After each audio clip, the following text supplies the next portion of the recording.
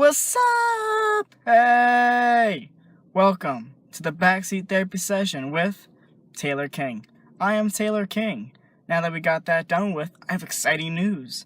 I want to talk to you about something amazing. Last Friday, I was able to see one of my comedic heroes, Joe Rogan, perform live in Santa Barbara. Not only did I get to see Joe Rogan, but I also got to see Tony Hinchcliffe, as well as Joey Coco Diaz. And it was an amazing experience. It was also a very weird experience. I listen to Joe Rogan's podcast every single week, so he's basically in my head for about 9 hours a week, because his podcast about 3 hours. He has 3 podcasts. 3 times 3 is 9. I also listen to Joey Diaz's podcast, which is about 6 hours a week, maybe 4 to 6 hours a week, depending. So it was extremely weird to actually see these people, like, for real, and not in a podcast form, but actually doing stand-up. Now, I've seen Rogan and Joey do stand-up. I see them do it all the time. I mean, it's on the internet. Just look on the internet, there it is. I've even seen Joey perform at Flappers Comedy Club in Burbank, twice, maybe 3 times. But it was still weird sitting in a giant arena and just watching them, perform, everything. And it freaked me out to see Joe Rogan perform stand-up. It was just so surreal. It was weird to see, the person you see and listen to all the time actually in front of you, and then, I didn't know how to handle it. Afterwards, I was completely speechless, and I was with my best friend, Will, and I was quiet the whole time. I was just trying to sit there and process everything. It's weird. It's a weird thing to just kind of see people do the thing. Not only, I couldn't explain it. It was mind-boggling, and his material was insane. I mean, it's exactly what I'm used to, but there was something different about it. And the only way I can explain it is if you only watch their specials, there's a giant process in between the new material, then transferring that over and over and over and over again, redoing it, reworking it, and then having that special. So I felt like I was right there in the middle of the special. Well, he's getting the material ready for that special, and I'm witnessing him in the middle. And the only reason I know I've been here before is because of the comic Kyle Kinane. Now, I saw him perform on the television show The Meltdown. Then I saw him on the podcast Put Your Hands Together, where he also performed, and then I got to watch his special. So I literally saw 3 portions of the transition from mic to stand-up special. And it was extremely weird just to kind of at the time, I didn't know how to deal with it, because I didn't understand, I didn't respect the process. But now I go, oh, it's basically the same thing. Instead of just going to open mics, you're going to your paid gigs, you're going on the road, working through your material, and then you put it on the special and put it out. And there's going to be a lot of changes, especially because a special is such a big thing. That's how you make your money. That's how you give your material to your fans, and then you also can achieve new fans. And it's just a weird thing, because if you see from my perspective, I see the finished product. Everybody who watches stand-up special sees the finished product. You don't know what happens anywhere at the beginning or the middle, and it was just kind of really weird to see the middle of that process, but also extremely inspiring to see that, just to kind of see how he moves on stage and how different from his 2005 special to me just watching him perform his 45 minutes to an hour, and how very similar, how he's still the same person on stage, but he's also a completely different person on stage because he has gotten older and wiser and has much more experience now. And I'm still trying to figure it all out. It's so it's the weirdest thing. People always say, I guess, to never meet your heroes. Um, I think they mean have a conversation, like actual meet, like face to face, because it's so surreal and so different to see them performing in front. It's like going to see Terminator, but they're actually doing, like, they're there. Like, it's a play now, so you can actually see Arnold Schwarzenegger being the Terminator. It's still gonna be really weird because you're just used to seeing it on a screen. And it was a great experience. I haven't laughed that hard in a while. It was really inspiring for me to do better, write more, so I can go to that level. It was also really cool to sit there with my friend and just see how he responded to the jokes, how he grasped the entire situation. It was nice to see that. It was also really interesting to listen to other people's conversations before the show.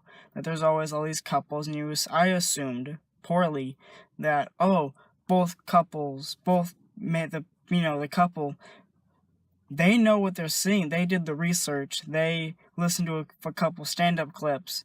They know what they're getting into. Most of them didn't. There was a dude saying, yeah, so Tony and Joey are opening up for Joe.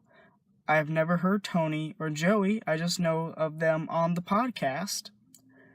And the girl knew, no, she didn't know any of them. She didn't know Tony, she didn't know Joey, and she also didn't know Joe. So that's, like, if you know what I'm talking about, Joey Diaz is some crazy stuff. You know, that, like, it's not just like, hey, we're gonna go see this, la la la la. Like, it's not a date night. If she also likes Joey, perfect date. If she doesn't know who Joey is, not a good date. It gets weird. Real quick, man. Joey's a crazy animal, man. He's a savage. And I thought it was hysterical. Before you go to a comedy show, research the comics. Read their bio. Read their Wikipedia page. Google, YouTube them. Listen to a podcast if they have one or if they've been a part of one. And also, just watch them do stand-up. Figure out what they're going to do, what they're going to say. Nobody does their research, and then everyone it's like those are the people who don't laugh and make it weird for me. I was sitting next to a librarian. I didn't ask her if she was a librarian. She just looked like a librarian. She didn't laugh the entire time.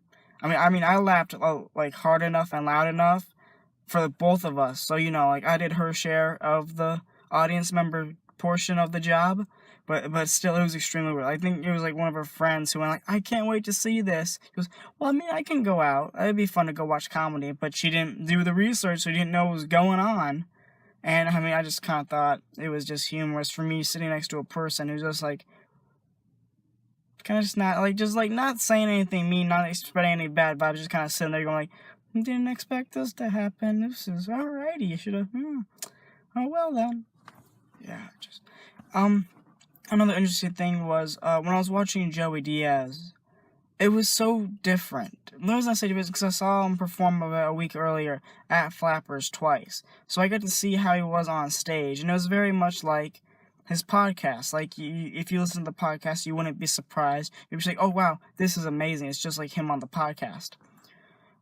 But watching him, it just seemed off. He didn't seem like Joey. There was something about him.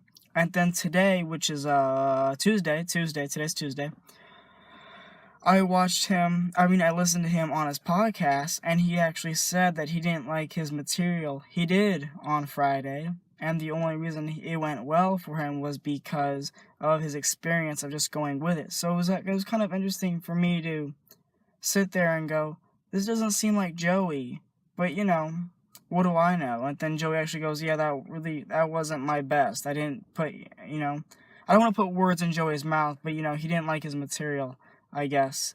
That's what he says on the podcast. More or less words. And I just thought it was really, really fascinating. If you don't, you should totally listen to Joe Rogan's and Joey Diaz's podcast. Rogan's just makes you 1,000 times smarter. I'm just 1,000 times smarter because of that podcast. And Joey Diaz's, it shows you how to, he mentors you.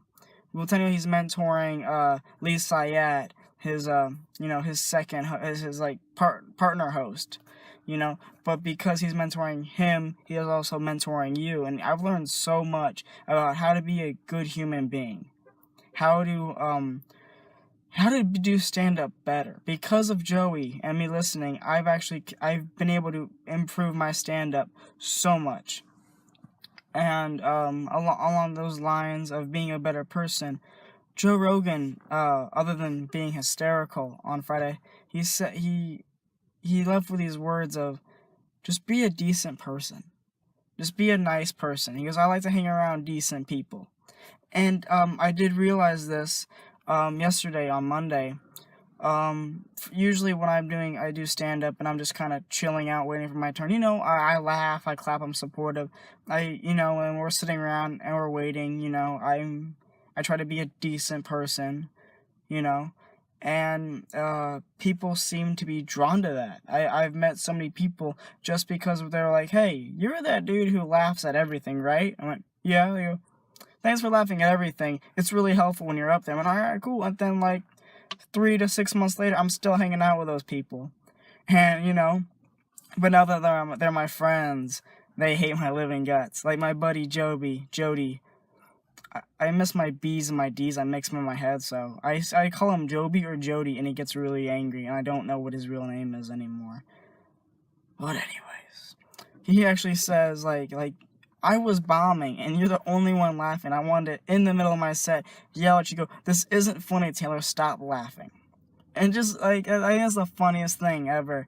Of, we first meet, we become buddies because I laugh at everything, but now because I laugh at everything, it bugs you. It's just him, you and I, it makes me laugh. And I'm glad Joe Rogan said that. I think that's a really good way to live your life. It's just to be a decent, positive, happy person. And if you're not a decent, positive, happy person, figure out how. I don't know how. I mean, I literally listened to a podcast called A Little Book of Contentment, which then got me on a better path of my life, which then made me a happier, better person. But I mean, I don't know what that means for anyone else, and I also don't want to say, you need to change. That's up to you. That's up to everything around you. That's up to the universe. People change when they need to change. But that doesn't mean to avoid problems. I know so many people who are avoiding problems going like, oh, you change over time. You do. But there's a difference between stopping yourself and going, I feel I should change right now. Then instead of 5 years down the line and you're ramming your head against a wall going, I need to change, but I don't know how. Those are two very different things.